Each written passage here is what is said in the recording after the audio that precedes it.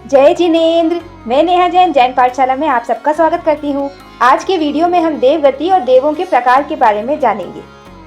देवगति नामकरण के उदय से जो गति मिलती है उसे देवगति कहते हैं, या सरल शब्दों में जिस गति में आत्मा या जीव अपने द्वारा किए गए अच्छे कार्यों का फल भोगता है वह गति देवगति होती है। अब देखते हैं कि देव कितने प्रकार के होते हैं। देवगति में देव दो प्रकार के होते हैं, कल्पोपन्न एवं कल्पातीत। जैसा कि हमने पिछले वीडियो में जाना था, कल्पोपन्न वे देव होते हैं जिनमें छोटे बड़ों का भेद होता है। इसमें राजा के समान इंद्र होते हैं एवं इनके मंत्री, परिषद, सेवक, प्रजा आदि 10 प्रकार के देवों के विभाग होते हैं। एवं कल्पातीत वे देव होते हैं जहाँ छोटे बड़े का कोई भेद नहीं होता है और सभी देव अहम इंद्र ही होते हैं। नवग्रेव्यक और 5 अनुत्तर विमानों के देव कल्पातीत देव हैं, बाकी सारे देव कल्पोपन्न होते हैं। अब कल्पोपन्न देव 4 प्रकार के होते हैं, वैमानिक देव, ज्योतिषक देव, भवनपति देव और वाणव्यंतर देव। वैमानिक देवों के बारे में हम पिछले वीडियो में जान चुके हैं। वैमानिक देव वे देव होते हैं जो विमानों में रहते हैं और ये सारे देव ऊर्ध्वलोक में रहते हैं। ऊर्ध्वलोक में जितने भी विमान और जितने भी देवलोक हैं वो सारे वैमानिक देव कहलाते हैं। 12वें देवलोक तक के देव कल्पोपन्न देव होते हैं और इसके ऊपर के यानी कि नवग्रेव्यक और 5 अनुत्तर विमानों के देव कल्पातीत देव होते हैं, यानी कि उनमें छोटे बड़ों का कोई भेद नहीं होता है। इसके बाद ज्योतिषक देव होते हैं। ये जो विमान है ये ज्योति प्रधान है, इन्हीं से मध्यलोक में प्रकाश होता है, इसीलिए इन्हें ज्योतिषक देव कहा जाता है। जैसे वैमानिक देव ऊर्ध्वलोक में रहते हैं ऐसे ही ज्योतिषक देव मध्यलोक में रहते हैं। मध्यलोक के मध्य में जम्बू द्वीप है जहां हम रहते हैं। इस द्वीप के मध्य में मेरू पर्वत है, इसकी ऊंचाई 1 लाख योजन है। 1000 योजन पृथ्वी के अंदर है और बाकी 99,000 योजन पृथ्वी के ऊपर है। अब जिस पृथ्वी पर हम रहते हैं उस पृथ्वी से 790 योजन की ऊंचाई पर ज्योतिष चक्र का क्षेत्र आरंभ होता है। यह क्षेत्र ऊंचाई में 110 योजन का है और तिरछे में असंख्यात द्वीप समुद्र तक फैला हुआ है। श्री किलोय पणक्ति सूत्र के अनुसार लोक के अंत में पूर्व और पश्चिम दिशा में घनोदधि वातवलय को ज्योतिष चक्र छूता है और उत्तर और दक्षिण में ज्योतिष चक्र के विमान वातवलय को नहीं छूते हैं। ज्योतिषक देव में सूर्य, चंद्र, ग्रह, नक्षत्र और तारे ऐसे 5 प्रकार के देव होते हैं। ये 5 प्रकार के देव चर और अचर होते हैं। इस तरह चर और अचर के भेद मिला के टोटल 10 प्रकार के देव होते हैं। और 2.5 द्वीप तक जो ज्योतिषक देव के विमान है वह गतिशील है और 2.5 द्वीप के बाहर जो भी विमान है वो एक ही स्थान पर स्थिर होते हैं। अब समतल भूमि से 790 योजन की ऊंचाई पर तारे होते हैं। यहाँ से 10 योजन की ऊंचाई यानी कि समतल भूमि से 800 योजन की ऊंचाई पर सूर्य का विमान है।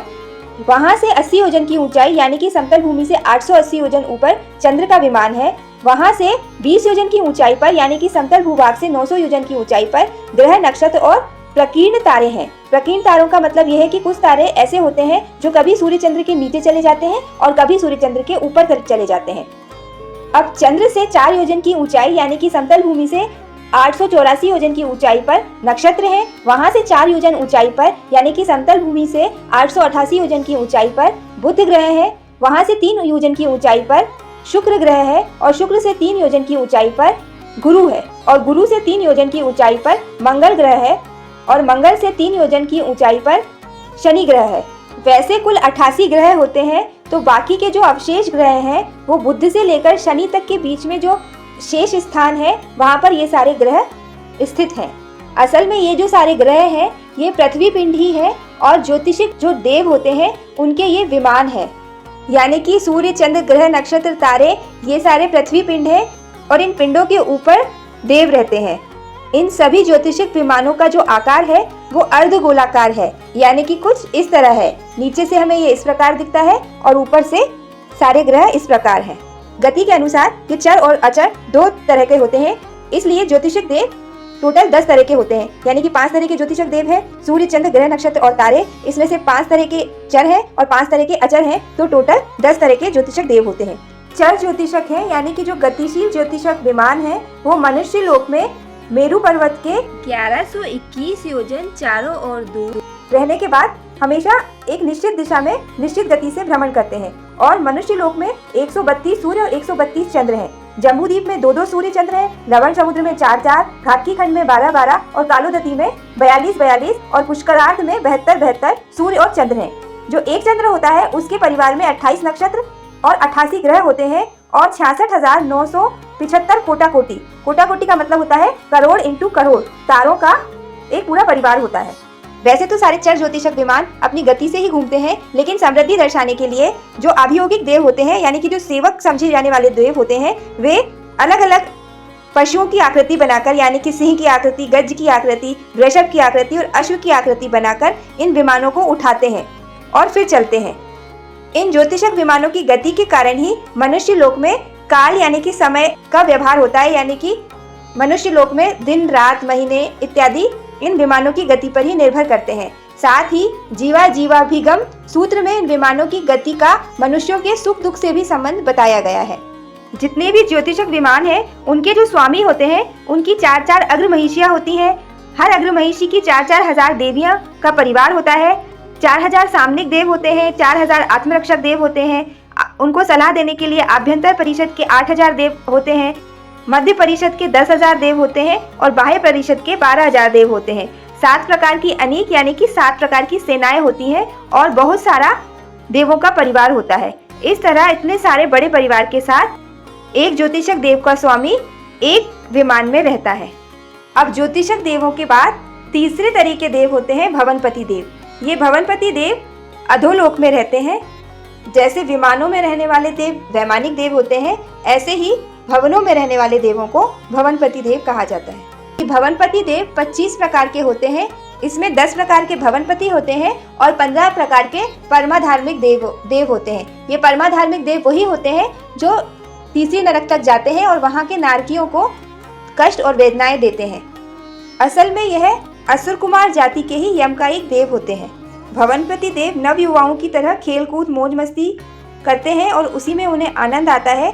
दूसरों को सताने में भी उन्हें मजा आता है और यदि पूर्व जन्म का बैर निकालना है तो भी ये देव पीछे नहीं हटते हैं और यदि किसी पर प्रसन्न हो जाते हैं तो उसको भी खुशहाल और मालामाल कर देते हैं। क्रीड़ा प्रधान होने के कारण ही इन देवों के पीछे कुमार शब्द लगाया जाता है।